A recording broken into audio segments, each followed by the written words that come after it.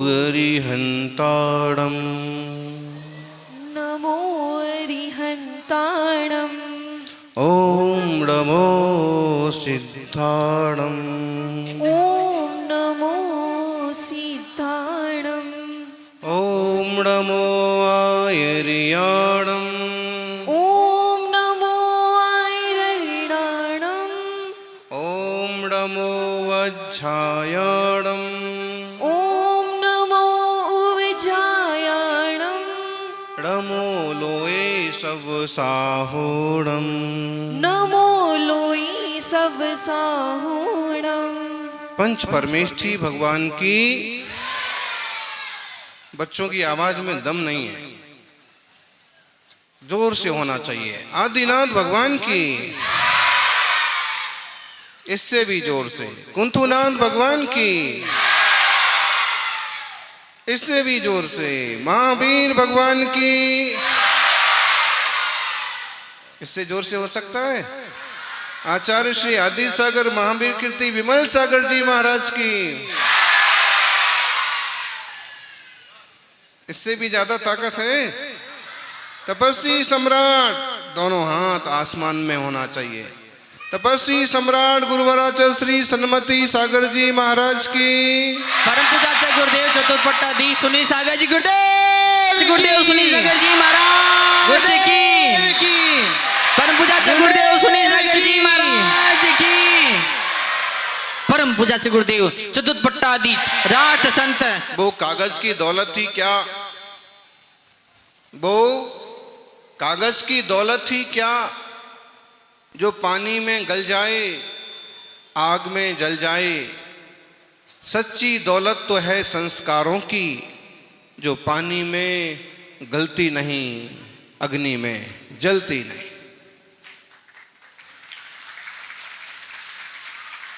श्रवण संस्कृति के, भारतीय संस्कृति के जैनत्व संस्कार आपको प्रदान किए गए। आचार्य जिनसेन स्वामी ने संस्कारों की बहुत गंभीर चर्चा अपने महापुराण में की। ऋषभदेव स्वामी के चरित्र में उन्होंने सारे संस्कारों को प्रस्तुत किया और कहा कि एक अच्छे इंसान के जीवन में, अच्छे श्रावक के जीवन में सारे संस्कार होना चाहिए। आप सौभाग्यशाली हैं, इसमें नन्हे मुन्ने बच्चे आज सबके संस्कार हो रहे हो। सब वो लोगों ने क्या किया है? बाल निकाल दिए हैं, मुंडन कराया है। ये भी एक संस्कार विधि है। और इसका मतलब है कि अब तक के जितने सारे अच्छे बुरे विचार थे, अब तक की जितनी सारी धारणाएं थीं, अब तक का जो भय था, क्लेश था, कसाई थी, वो सब का मैं त्याग करता हूं। केसलेस बिजनेस चालू करता हूं। केसलेस। और आपको मालूम है, आजकल बड़े बड़े अरबपति लोग, अच्छे वक्ता लोग इसी टाइप से रहते हैं, बाल ही नहीं रखते सिर पर। और ये चोटी ना एंटीना का काम करता है। टावर। मोबाइल किसी को ना मिले तो तुम्हारे पास लेके आ जाए तो उसको रेंज मिल जाएगी। समझो, ऐसा क्यों किया? सारे बाल क्यों निकाले? इसलिए भी निकाले कि मुनिराज केस लॉन्च करते हैं। जिंदगी में पता नहीं कभी कोई मौका मिला केस लॉन्च करने का, ना मिला। भावना तो ये होना ही चाहिए कि एक बार केस लॉन्च भी हो और हम मोक्ष मार्ग में चलें। उसका प्रतीक रूप से ये मुंडन किया जाता है। आप लोगों ने मुनिश्री के माध्यम से बहुत अच्छे से इस विधि को संपन्न किया है। दोनों हाथ जोड़िए, ऐसे बैठो। आप पूजा तो हो गई, तो हमारे तरफ मुंह करके बैठो। इतना बड़ा मंडप है, लेकिन आप लोग इतने घिस घिस करके बैठे, पास पास बैठे हैं। थोड़े इधर फैलो, देखो, थोड़े आगे आओ। थोड़ा अंतर होना चाहिए, कम से कम इतना तो अंतर होना चाहिए। दोनों हाथ जोड़िए।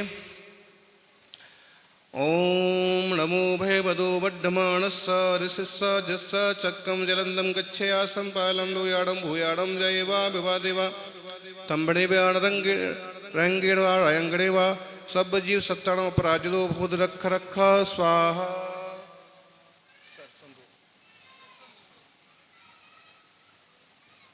फिर से हाथ शिखर बनाइए। ओम नमो भगवतो वड्ढमाण सरसिस्स जस्स चक्रम जलंदम गच्छासम पालम लोयणम भूयणम जय बाबा देवा तंबणे वा रंगणे वा रांगणे वा सबजी सत्ताणम अपराजितो भूत रख रख स्वाहा। ओम नमो भगवतो वड्ढमाण सरसिस्स जस्स चक्रम जलंदम गच्छे आसम पालम लोयणम भूयणम जय बाबा देवा तंबणे वा रंगणे वा रांगणे वा सब जीव सत्ताणम अपराजितो भूत रख रख स्वाहा। सब जगह आपकी विजय हो और भूत प्रेत आदि किसी तरह से कभी बाधा ना पहुंचाएं, किसी तरह की आपत्ति विपत्ति ना आए, ऐसा ही महामंत्र है। अब हाथ जोड़ेंगे हृदय के पास, गौर से सुनना। जितने बार नमो बोलें उतने बार सिर झुकाना। नमो जिनाणम नमो ही जिनाणम नमो परमो ही जिनाणम नमो सब्बो ही जिनाणम नमो अनंतो ही जिनाणम नमो कोट बुद्धीनम नमो बीज बुद्धीनम नमो पदानुसारिणम नमो सम्मिन्न सोदारणम नमो स्वयं बुद्धाणम नमो पत्ते बुद्धाणम नमो बोह्ये बुद्धाणम नमो उजो मदीनम नमो व्योल मदीनम नमो दस पुब्बीणम नमो चौदस पुब्बीणम नमो अट्ठंग महानिमित्त कुशलाणम नमो वैद्यपत्ताणम नमो बिज्जाहराणम नमो चारणाणम नमो पिंडसमनाणम नमो आकाशगामिणम नमो आशीविषाणम नमो दिठ्ठिविषाणम नमो उग्रतवाणम नमो दित्यतवाणम नमो तत्तवाणम नमो महातवाणम नमो घोरतवाणम नमो घोरगुणाणम नमो घोर परक्रमाणम नमो घोरगुणवभ्यारीणम नमो आमो सहिपत्ताणम नमो विप्पो सहिपत्ताणम नमो सब्बो सहिपत्ताणम नमो वड़वलीणम नमो वचीबलीणम नमो कायबलीणम नमो सप्पीसवीणम नमो महोत्सवीणम नमो अमीयसवीणम नमो अक्षिण महाणसाणम नमो बड्ढमाणम नमो सिद्धायतनाणम नमो भयवदो महदि महावीर बड्ढमाण उद्दिष्णो। दोनों हाथ जोड़ें।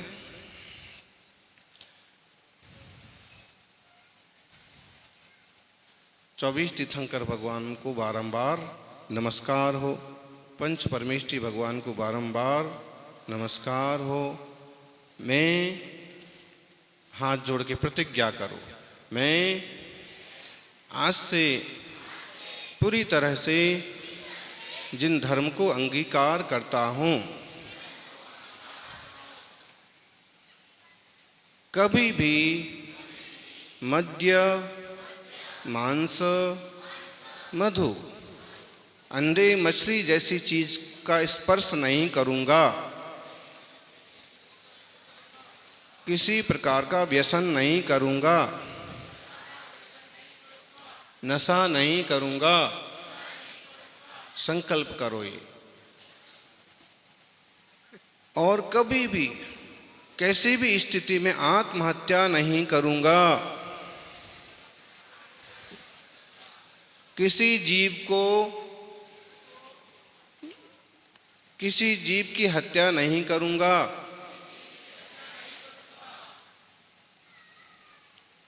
रात्रि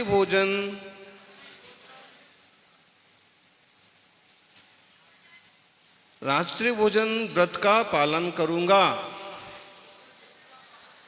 रात्रि में भोजन नहीं करूंगा। देखो, सोच करके इस नियम को अच्छे से निभाना। रात्रि में भोजन करना निषिद्ध है। अब जो बड़े लोग हैं और व्यापारी हैं और जिनको मजबूरी है, तो कम से कम इतना जरूर करना कि सामूहिक भोज में बाहर दूसरों के यहाँ जितना बने उतना आप रात्रि भोजन त्याग पालन करना।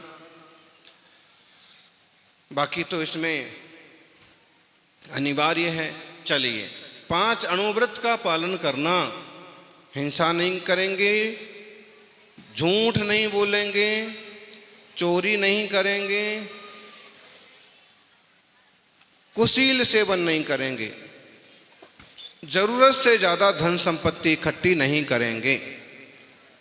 ये नियम आप सबको पालना। जरूरत मतलब परिवार के हिसाब से जितना चाहिए, 2 घर 4 गाड़ी जो भी है, तो उसका अणुव्रतों में परिमाण किया जाता है।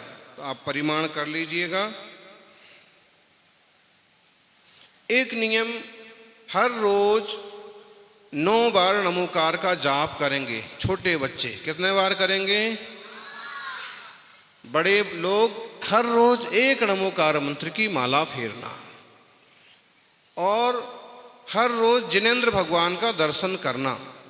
यदि 1 किलोमीटर पास तक मंदिर है तो हर रोज भगवान के दर्शन करना, चाहे सुबह, चाहे दोपहर, चाहे रात में, कभी भी एक बार जिनालय जाना।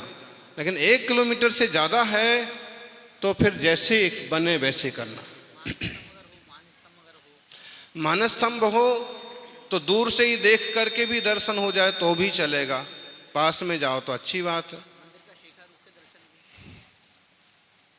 अच्छा, और साल में 1 बार तीर्थ यात्रा करना।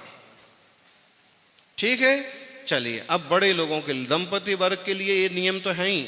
साथ में एक बात ध्यान रखें, आजकल मोबाइल के ज़माने में और जहाँ लोग गलत से गलत रास्ते पर चले जाते हैं, ऐसे में अच्छे लोगों की गृहस्थी भी झंझट में पड़ जाती। आप लोग एक बात का ध्यान रखिए, एक दूसरे के विश्वास में रहना, और मोबाइल अपने परिवार के लिए लॉक नहीं होना चाहिए। आपका मोबाइल आपके श्रीमान जी दे सकते हैं। ये जरूरी है कि बिजनेस संबंधी जो विषय है वो अलग, बात अलग है, बाकी विश्वास होना जरूरी है। दूसरी बात, जिंदगी बहुत कीमती है।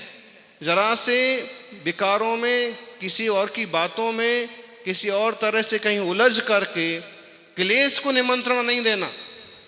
ब्रह्मचर्य अणुव्रत में क्या होता है, जिनका विवाह हुआ है वे जिंदगी भर एक दूसरे के विश्वास के साथ जीते हैं, सहयोग करते हैं, सेवा करते हैं। और जो लोग ऐसा नहीं करते, आप उनका हाल देखिए। भले मौज मस्ती के लिए इधर उधर कुछ कर लेंगे, लेकिन उसके पीछे जो क्लेश पैदा होते हैं, जो अविश्वास पैदा होता है, समाज में जो बेइज्जती पैदा होती है, वो बहुत दुखकारी होती है। इसलिए आप सबों से आग्रह है कि गृहस्थी अच्छी सी मिल गई है, कमाई का रास्ता भी मिल गया है। ऐसे में अपने मन को, वचन को, काय को संतुलित रखते हुए जिन धर्म की आराधना करना, वीतराग जिन शासन की सेवा करना। इस भाव में मुनि आर्य का बन जाए तो सौभाग्य की बात है, ना बन पाए तो मुनि आर्यिका की सेवा करते रहें, ये भी कम सौभाग्य की बात नहीं है। गृहस्थों के लिए ये छोटी सी कविता है। कभी कभी आपस में देखो, गृहस्थी है, ऊंचा नीचा भी हो सकता है, परेशानी भी हो सकती है, और थोड़ा बहुत झगड़ा टंटा भी होता है। ये भारतीय जो संस्कृति है ना, यहाँ विवाह पद्धति बहुत महत्वपूर्ण चीज है। स्थिति ऐसी बनती है कई बार कि इनके बिना भी नहीं रह सकते और इनके साथ भी नहीं रह सकते। गुस्से में कह देंगे जाओ मुंह मत दिखाना, लेकिन 2-4 घंटे मुंह ना दिखे तो इससे उससे पूछने लगे कि भाई क्या हुआ, कहाँ गए। तो ये भारतीय संस्कृति में गृहस्थियों का ये जोड़ है, ऐसा है कि ढेर सारे संकटों से, ढेर सारे क्लेशों से बचा लेता है। एक तरह का सुकून रहता है कि हम अपने परिवार में संतुष्ट हैं।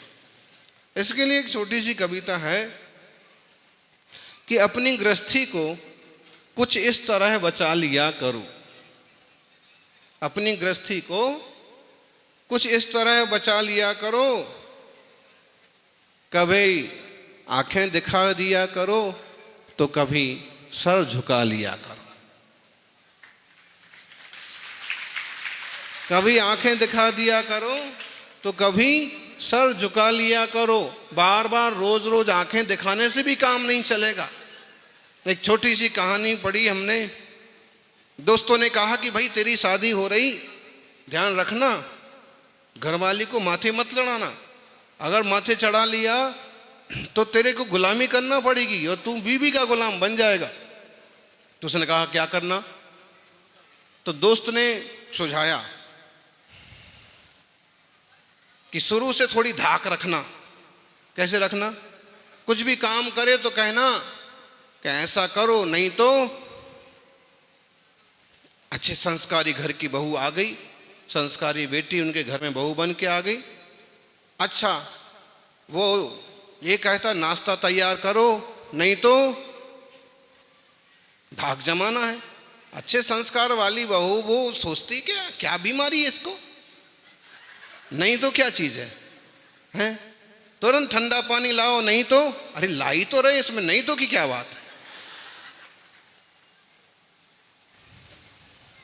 जल्दी मेरे मंदिर के कपड़े निकाल, नहीं तो। ये सुनते सुनते 2-4-8 दिन हो गए। एक दिन उसने विचार किया कि मालूम तो करें कि इसके आगे इनको कुछ आता है कि बस। एक दिन उसने ऐसे ही कहा कि ये काम कर, नहीं तो वो बोलता है कि वो संस्कारी बहू बोलती है नहीं तो, नहीं तो। वो चक्कर में पड़ गया कि अब इसके आगे तो पता ही नहीं, इसके आगे नहीं तो मैं क्या करूंगा। बोलो नहीं तो क्या कर लोगे? तो उसने कहा ठहर दोस्त से पूछ के आता हूं। औरों की बातों में आकर के गृहस्थी नहीं चलती है। एक दूसरे को समझना पड़ता है, समझाना पड़ता है, संभलना पड़ता है और संभालना पड़ता है। जरा सा कोई कहीं सरकने लगा तो आक्रोश में आकर के अविश्वास करके माहौल में गंदा मत करो, अपितु समझदारी से संभल करके लो, संभाल करके लो। तो अपनी गृहस्थी को कुछ इस तरह बचा लिया करो। कभी आंखें दिखा दिया करो, कभी सर झुका लिया करो। आपसी नाराजगी को लंबा चलने ही ना दिया करो। आपस में नाराजी हो जाए ना, सुबह नाराजी हो जाए तो शाम तक मिटा लो। कोई भी बहाना लेकर के ये 2 शब्द बोल लो। आपसी नाराजगी को लंबा चलने ही ना दिया करो। वो ना भी हंसे तो तुम मुस्कुरा दिया करो, है? अगर एक दूसरे का मुंह बना हुआ है, मुंह चेहरे पर 12 बज रहे हैं, तो ना भी हंसे तो तुम तो मुस्कुरा दो। तुम और वैसे ही मुंह बनाओगे तो क्या होगा? बात और खींचेगी। वो ना भी हंसे तो तुम मुस्कुरा दिया करो। रूठ कर बैठे रहने से घर भला कहाँ चलते हैं? रूठ कर बैठे रहने से घर भला कहाँ चलते हैं? कभी उन्होंने गुदगुदा दिया, कभी उन्होंने गुदगुदा दिया तो कभी तुम मना लिया करो। कभी तुम मना लिया करो। खाने पीने पे विवाद कभी होने ही ना दिया करो। खाने पीने को लेके विवाद होता है, कोई ऐसे साग बनती है, कोई ऐसे दाल बनती है, और तेरी माँ ने तो तुझे रोटी बनाना भी नहीं सिखाया। और किसी के माँ बाप की बात करो तो समझ लो तुमने आफत मोल ले ली। अरे जिनने इतना पालन पोषण करके बड़ा करके तैयार किया है तो कोई कैसे सुन लेगा? कभी किसी के माँ बाप पर मत जाओ। हाँ, श्रीमती जी एक बार पति से बोली कि तुम्हारी तो सूरत ही ऐसी है, तुम्हें तो कोई भी बेवकूफ बना दे। तो पति भी बोला कि शुरुआत तो तेरे बाप ने करी बेवकूफ बनाने की।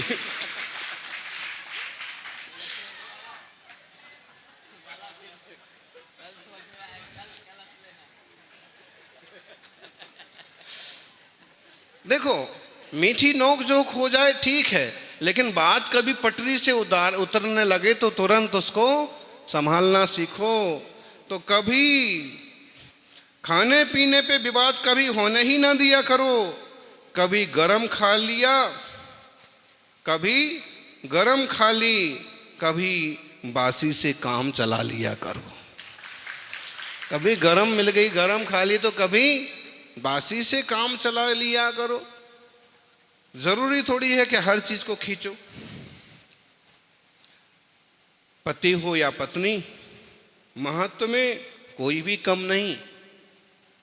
गृहस्थी की गाड़ी के दो पहिए हैं, दोनों ना हो तो उन्हें इंद्र इंद्राणी भी ना बनने दिया जाएगा। दोनों ना हो, जोड़ा बराबर ना हो, तो उन्हें विधान करने में भी मुश्किल हो जाएगी। गृहस्थी में, धर्म ध्यान में दोनों की जरूरत है। तो पति हो या पत्नी, महत्व में कोई भी कम नहीं। कभी खुद डॉन बन गए तो कभी उन्हें भी बॉस बना दिया करो। कभी आप ज्यादा तेज दिखाने लगे तो कभी कभी उनका तेज भी सहन करना सीखो। कभी अपने जीवन को कुछ इस तरह चला लिया करो, अपनी गृहस्थी को कुछ इस तरह बचा लिया करो। बच्चे ताली हो जा रहे। जो बड़े लोग करते हैं बच्चों पर उसका बहुत जबरदस्त असर पड़ता है। माँ बाप जिस तरह की प्रवृत्ति करते हैं बच्चे भी उस तरह से सीखते हैं, सोचते हैं। और घर में अगर कलह होता रहता है तो पढ़ाई भी प्रभावित होती है, उनकी सोच भी प्रभावित होती है।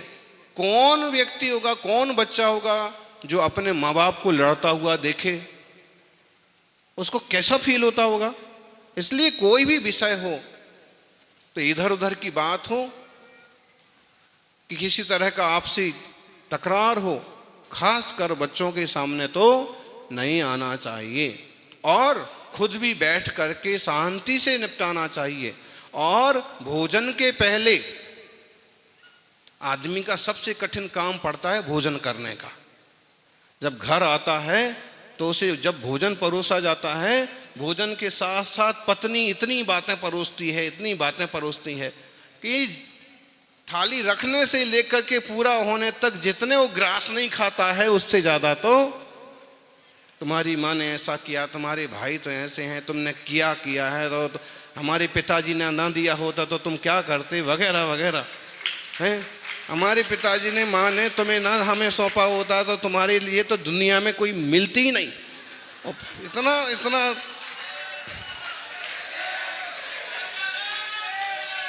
इतना सुनना पड़ता। तो देखो, भोजन के वक्त ज्यादा बातें मत सुनाओ। अच्छे सहजता से भोजन हो जाएगा तो पचेगा, स्वस्थ रहेंगे। और ढेर सारी बातों से पेट भर जाएगा तो अपच, कब्ज, गैस और दूसरी बीमारियां पैदा हो जाएंगी। इसलिए एसिडिटी वगैरह सही बात है। जैसे तनाव पैदा, कभी आप फील देख कर प्रैक्टिकल करना, जिस दिन आप गुस्से में हैं या किसी टेंशन में हैं उस दिन आपको शौच करने में भी आसानी नहीं होगी। कहो 2-3 बार जाना पड़े, टाइम पर भी जाएंगे तो भी शुद्धि नहीं आएगी, पेट पकड़ जाएगा, सिर पकड़ जाएगा। इसलिए शरीर एक मशीन है, इसे भी दुरुस्त रखो, स्वस्थ रखो, खान पान की शुद्धि रखो, खानदान की शुद्धि रखो। गुस्से गुस्से में क्या से क्या कर जाते हैं। छोटा सा प्रसंग है, थाली परोसी और श्रीमान जी भी कम नहीं होते। एक गिलास उठा के मुंह में डाला और ऐसा मुंह बिगड़ा, थाली फेंक दी, सरका दी। नमक डाला है कि जार डाला है, हो गया, डबल डल गया, ध्यान नहीं रहता है डालते डालते। और फन फना करके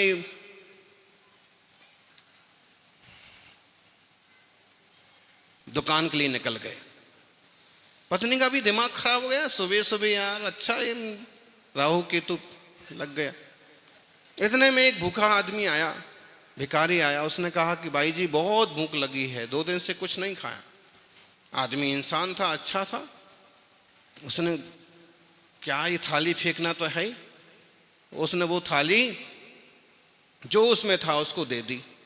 उसने भी जैसे ही पहला ग्रास खाया उसे बहुत ज़्यादा नमक कड़वा जैसा लगा। फिर उसने दाल में हाथ डाल के देखा, दाल में ग्रास लगा के खाया तो दाल में बिल्कुल नमक नहीं था। यही धोखा हुआ था कि दोनों का नमक एक में ही पड़ गया था। उसने दोनों साग दाल को मिलाया, आराम से भोजन किया और चला गया। अगर ये भी इतनी बुद्धिमानी कर लेते कि एक चीज अच्छी नहीं तो दूसरी चीज चेक करके देख लेते, उसमें थोड़ा पानी डाल लेते तो नमक बैठ जाता।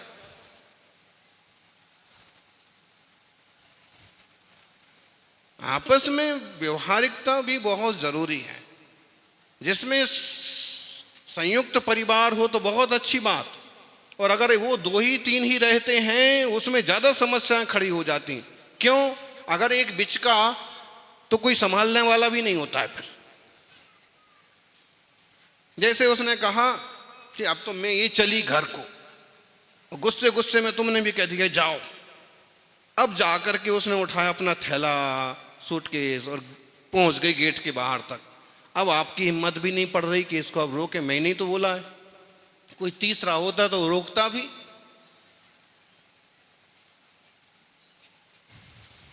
बुद्धिमानी इसमें है कि घर की बात घर में रहे। ऐसा भी होता है, बहू ने खाना बनाया, ससुर जी ने जैसे ही खाया तो बहुत नमक था, जरूरत से ज्यादा, लेकिन कुछ नहीं किया, चुपचाप अच्छे से भोजन किया, पानी पिया और चले गए। फिर सासू ने भी खाया। उसे थोड़ा रोष आया कि बहू को अभी खाना भी बनाना नहीं आया ठीक से, लेकिन उसने विचार किया कि जब इसके ससुर ने कुछ नहीं कहा तो अपन क्यों कहें। वो भी शांति से भोजन करके चले गए। देवर भी ऐसे ही किया, देवरानी ने भी ऐसे ही किया। जब बहू खुद खाने को बैठी तो देखा इतना नमक। अरे उसने कहा कि पिताजी आपने बताया नहीं कि इसमें ऐसा है, और आपने गुस्सा भी नहीं किया।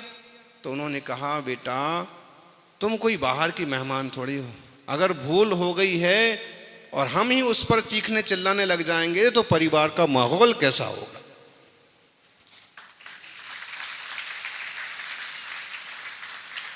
कुछ ना किया हो और डांट पीट हो तो बात ठीक है, कोई कुछ करे और उसमें कमी रह जाए तो डांटने का अधिकार नहीं बनता है।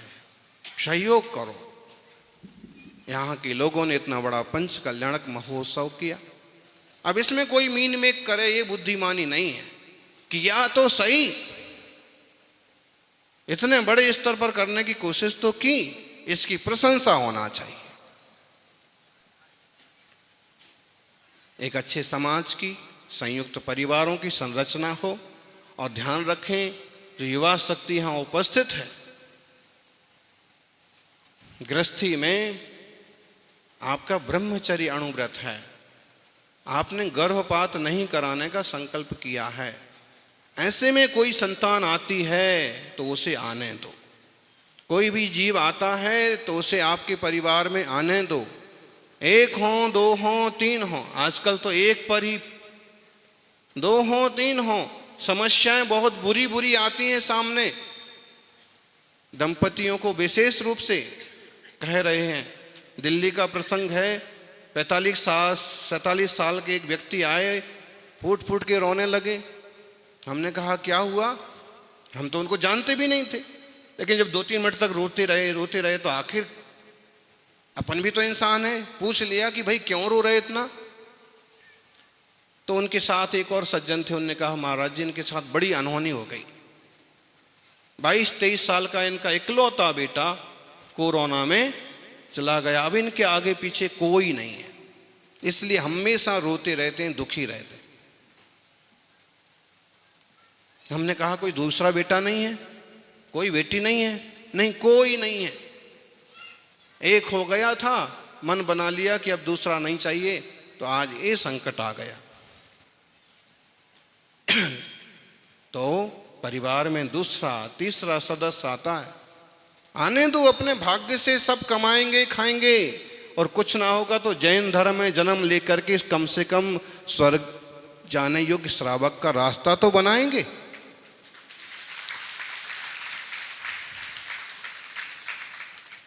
देखो, परिवार बड़ा होगा, ज्यादा होंगे परिवार में सदस्य, तो पड़गाहन करने में भी दिक्कत नहीं होगी, भाड़े के आदमी नहीं बुलाना पड़ेंगे, कुटुंब मोहल्ले भर को इकट्ठा नहीं करना पड़ेगा कि आज मुझे चौका लगाना है। खुद का परिवार समृद्ध होना चाहिए। वो गृहस्थ का घर शोभा देता है जिसमें हमेशा नन्हे मुन्ने बच्चे खेलते रहते हैं, जिसमें हमेशा मुनिराजों का आवागमन होता रहता है, जिसमें हमेशा एक दूसरे का ख्याल रखा जाता है। ऐसा उत्तम जीवन आपका बने।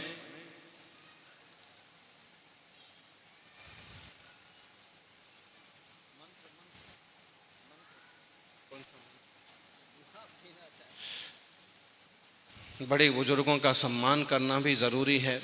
मान लो अब माता पिता का काम मुंबई में बाहर नहीं है,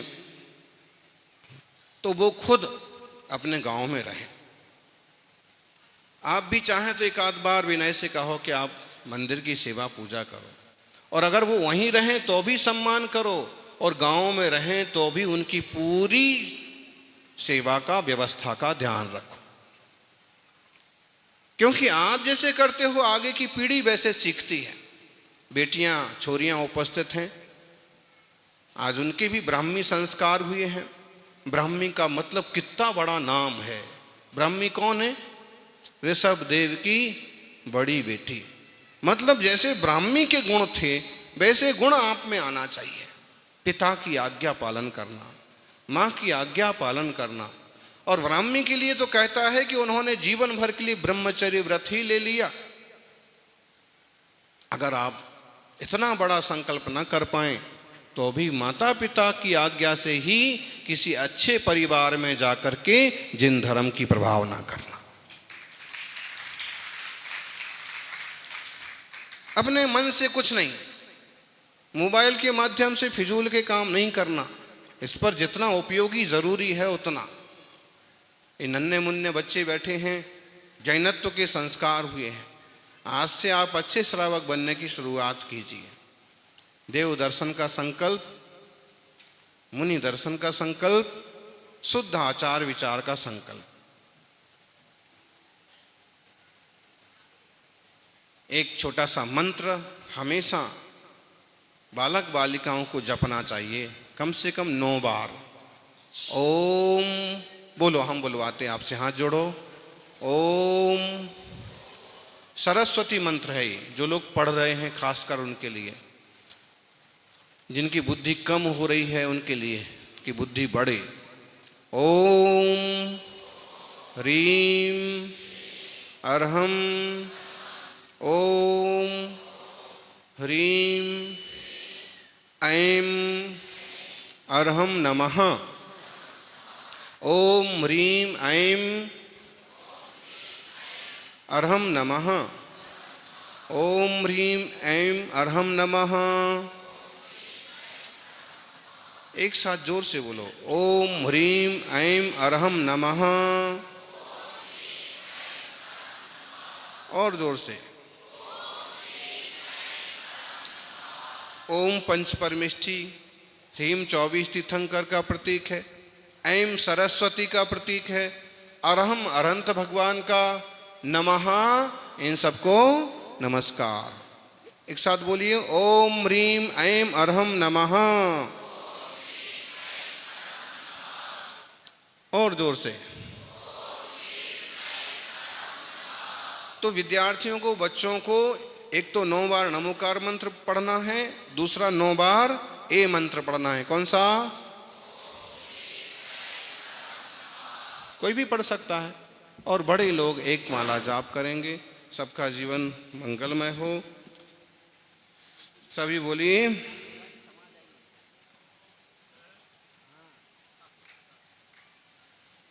अच्छे मी आता है सबको?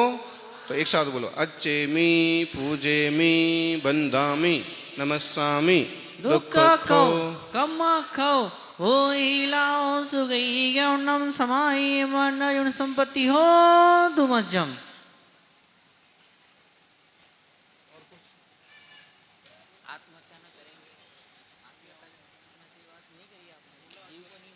चलिए ना, अभी किसी का कोई प्रश्न हो इस संबंध में, किसी का कोई विचार हो तो पूछ लीजिए। कोई नियम में संशोधन करना हो या उसको और बड़े रूप में लेना हो तो भी बता दीजिए। सब लोगों के लिए सब ठीक है? नियम वगैरह सब पालन करेंगे? हाथ ऊपर करो दोनों।